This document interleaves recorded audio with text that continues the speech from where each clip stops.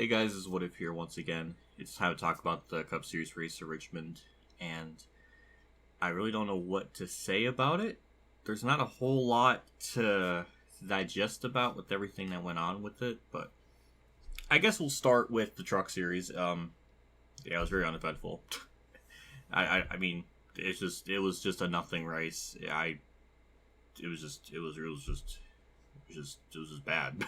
I don't know if it was bad, but it was just like nothing happened that's even worth talking about other than that lap car coming down on Kosovar, and that was like really it.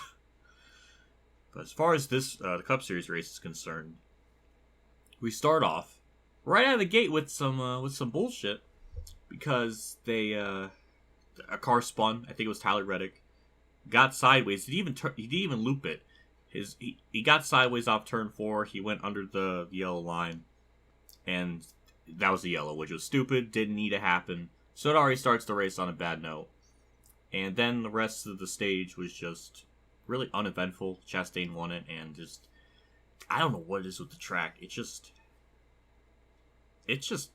doesn't really provide the racing that it used to. I mean, it's something egregious, but so middle of the road. So, yeah, it was just the first two stages, not a whole lot I can even report on occurred. It was very just uneventful, and it was just very bland. And the only thing that happened in stage 2 was on the start. For whatever reason, Harman wanted to take vengeance on Chastain again. On the start, at a weird point, didn't do it in a timely manner. Messed up the start. Logano got the lead, and then that was basically it. He led for a while because no one can pass because this track is broken.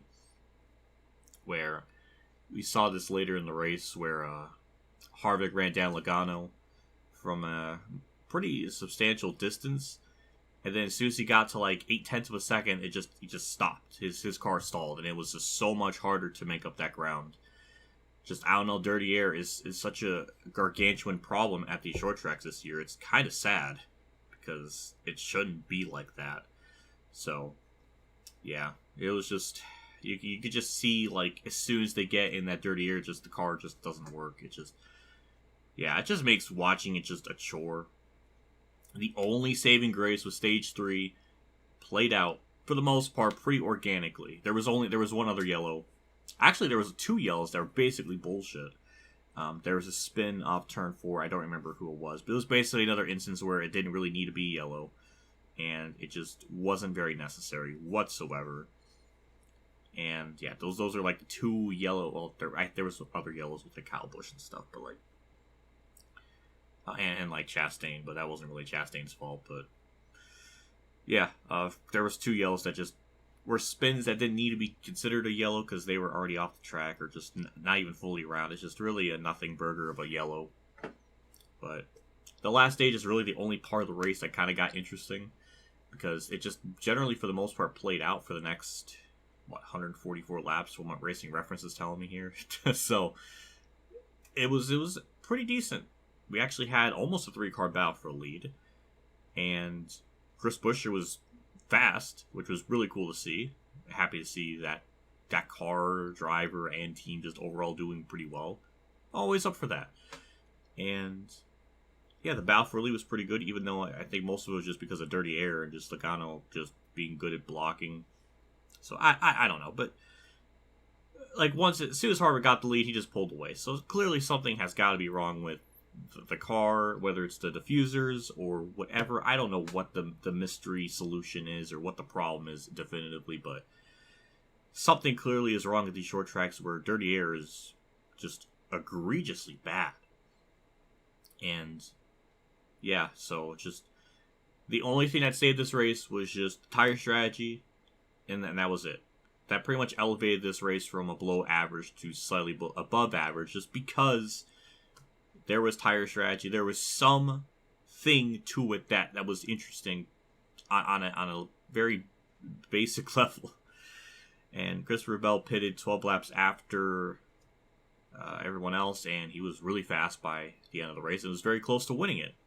Harvick gets another dub, 2 in a row.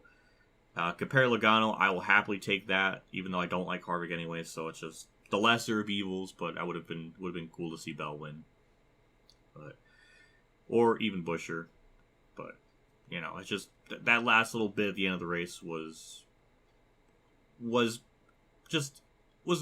I enjoyed that. It just doesn't save a very mediocre to below average race, but it did salvage it from being just below average. I don't know, but yeah, there's not a whole lot to really talk about. I mean, we had another issue where a car's crush panel foam caught fire, and this is I believe the third time, because it happened with Buescher, and then it happened to Logano at the end of the Indianapolis road course race, and then this one here.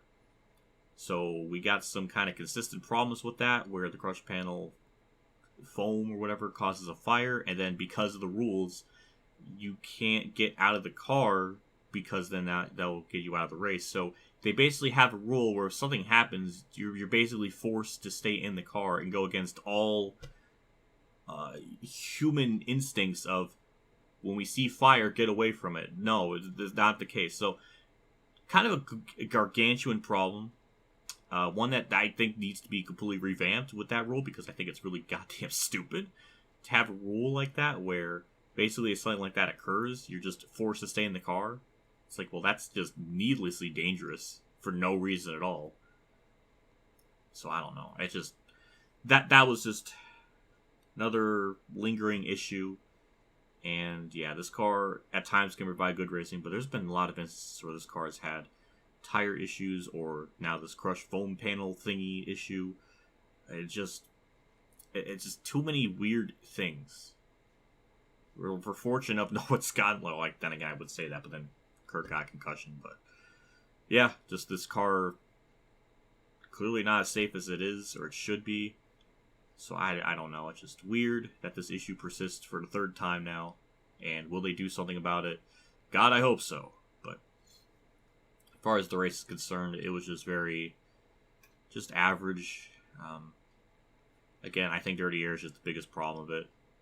For whatever reason, if someone in second place is faster than the leader, it's needlessly difficult to get by them. And it just seems like, it's like Gen 6 era at mile-and-a-half track level of bad with the Dirty Air. So I don't understand it.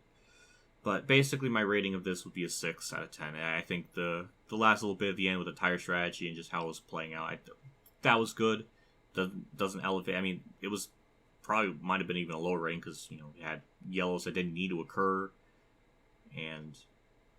But that little bit at the end saved it. So it's slightly above average to me. That, again, just like the spring race, tire strategy is really the only thing that saved it. And yeah, but it's kind of on the low end of a 6, just because I just don't really recall it. It's just a race. It's nothing notable I could think of, even. I don't know, but that's why this video is short, because there's not a whole lot to really talk about. Yeah, so I guess that's it. Next week will be Watkins Glen. Who knows how that's going to be? Maybe it'll be bad. Maybe it'll be good. I don't know, but I guess we'll find out. But that'll do it for me. I know it's kind of a short one, but yeah, like I said, there's just not a whole lot to talk about. So yeah, that'll do it for me. I'll see you all later. And as always, have a good day, everyone.